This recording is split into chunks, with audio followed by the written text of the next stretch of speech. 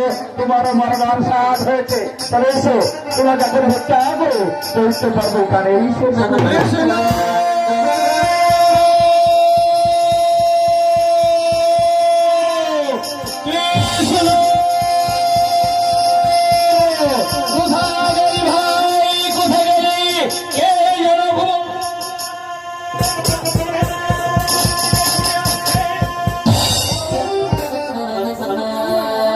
কেউ না দাদা, হচ্ছে মামা কংসের অধীনস্থ কেশিদত্ত।